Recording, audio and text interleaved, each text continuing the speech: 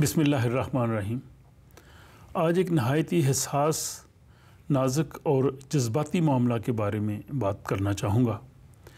یہ معاملہ اتنا اہم ہے کہ اس کے بارے میں گفتگو بھی نہایت ہی احتیاط سے اور بہت سوچ سمجھ کے کی جانی چاہیے۔ بہرحال اس بارے میں اپنی رائے آپ کے سامنے پیش کروں گا اور آپ لوگوں سے بھی گزارش کروں گا کہ آپ بھی اپنی اس بارے میں مجھے رائے دیجیے۔ معاملہ یہ ہے کہ اکثر و بیشتر اسلام کے خلاف دنیا میں زہر آلود جو ہے وہ لٹریچر شائع کیا جاتا ہے۔ رسول پاک صلی اللہ علیہ وآلہ وسلم، اہل بیت اور صحابہ اکرام کے بارے میں توہین آمیز کلمات کہے جاتے ہیں، ان کے بارے میں منفی اور ایسی نازیبا باتیں کہی جاتی ہیں جس کو ایک عام مسلمان برداشت نہیں کر سکتا، اور کہیں پہ قرآن حکیم کو جلانے کے واقعات ہوتے ہیں۔ تو اس طرح کے واقعات دنیا میں ہوتے رہتے ہیں، اکثر و بیشتر ہوتے رہتے ہیں اور آج کل بھی ہو رہے ہیں۔ تو ہمارا اس بارے میں رد عمل کیا ہونا چاہیے، ہمیں اس پہ کیا کرنا چاہیے؟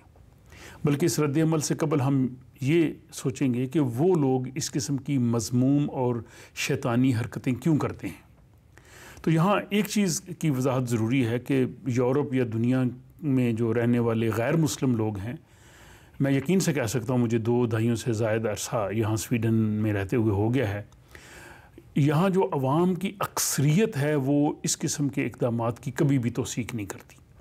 جیسے پاکستان میں چند انتہا پسند جو ہیں وہ ماحول کو خراب کرتے ہیں، بالکل اسی طرح یورپ میں، امریکہ میں، ان ملکوں میں، دنیا میں جہاں بھی اس قسم کے اسلام کے خلاف، قرآن حکیم کے خلاف، رسول پاک صلی اللہ علیہ وآلہ وسلم کی ذات گرامی کے خلاف جو اس قسم کی مذموم حرکتیں ہوتی ہیں، عوام کی اکثریت جو ہے وہ اس کا ساتھ نہیں دیتی اور وہ اس سے بالکل لا تعلق ہوتی ہے، بلکہ اس کو غلط سمجھتی ہے۔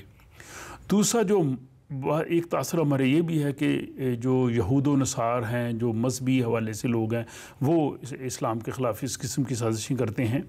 وہ اپنے طور پہ کوشش تو کرتے ہوں گے، لیکن میری رائے میں جو مذہبی عیسائی ہیں یا مذہبی یہودی ہیں، وہ کسی دوسرے مذہب کی اس طرح سے توہین کرنے والے واقعات کی جو ہے وہ تائید نہیں کر سکتے۔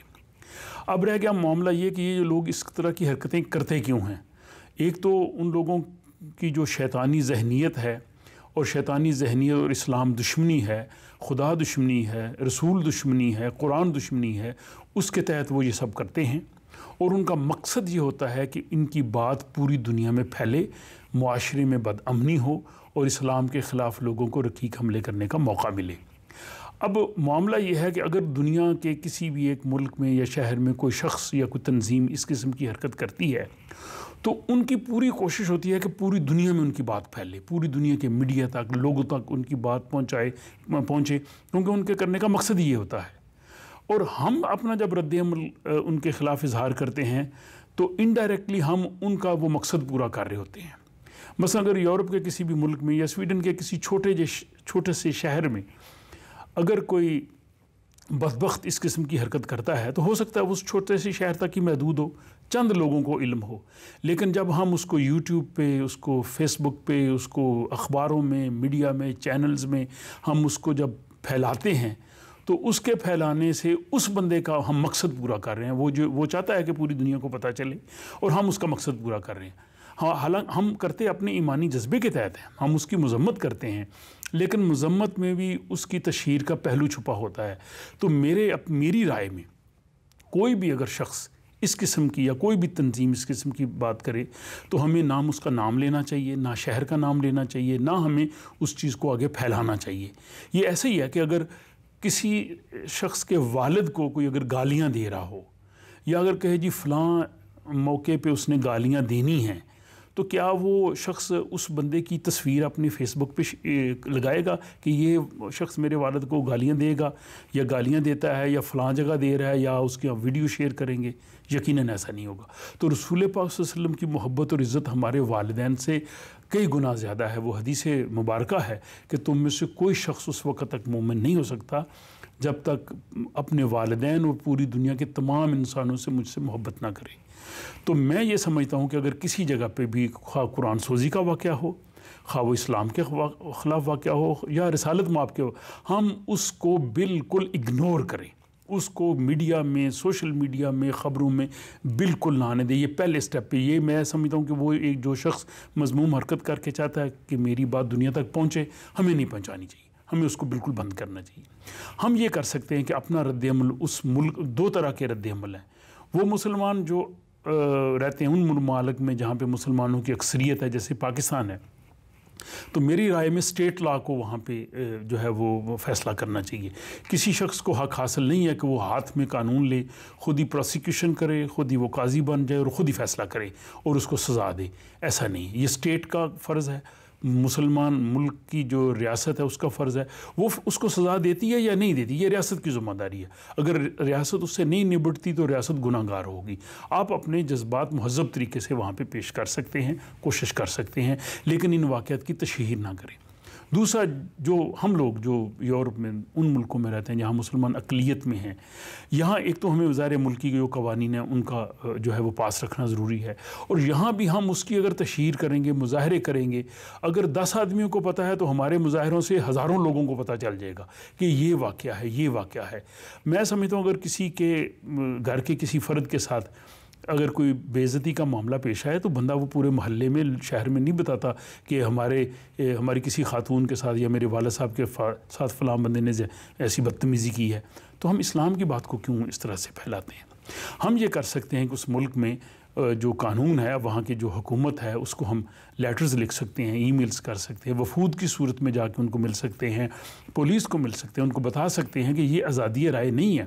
آزادی رائے کا یہ مطلب نہیں کہ دوسرے کے جذبات سے کھیلا جائے، اس کی توہین کی جائے اور معاشرے میں انسرٹنٹی پیدا کی جائے۔ اور یورپی حکومتیں بھی اس سے آگاہ ہیں۔ ابھی یورپی یونین نے 2018 میں یہ قانون پاس کیا ہے کہ توہین مذہب جو ہے وہ کسی کی آزادی نہیں، ہم ان کا سہارا لے سکتے ہیں۔ سویڈن نے بہت اچھا ریئیکٹ کیا تھا جب ایک بدبخت وہاں کے ایک شہر میں یہ کرنا چاہتا تھا واقعہ، انہوں نے روک دیا اور آئندہ بھی روکیں گے۔ تو ہم ان واقعات کو اس طرح سے رپورٹ نہ کریں اور نہ ہم اس کی تشہیر کریں، بلکہ ہم ان واقعات کو بالکل ختم اگنور کریں اور اس کو رہنے دیں۔ اور قرآن حکیم نے بھی ہمیں یہی جو ہے وہ ہدایت دی ہے۔ سورہ نساء کی آیت 140 میں یہ کہا گیا ہے کہ اگر کسی جگہ پہ تم بیٹھے ہو اور وہاں پہ خدا کی آیات کا مذاق اڑایا جا رہا ہے، اسلام کا مذاق اڑایا جا رہا ہے یا ان کی توہین کی جا رہی ہے، تو تم وہاں سے خاموشی سے اٹھ کے چلے جاؤ، واک آؤٹ کر جاؤ، اور واک آؤٹ کرو۔ اور پھر وہ لوگ اگر دوبارہ نارمل گفتگو کر رہے ہیں تو پھر ان میں آ کے شامل ہو جاؤ۔ اگر تم بیٹھے رہو گے تو تم بھی ان کے ساتھ ان جیسے ہو جاؤ گے، تو اس لیے بیٹھنا جو ہے وہ مناسب نہیں۔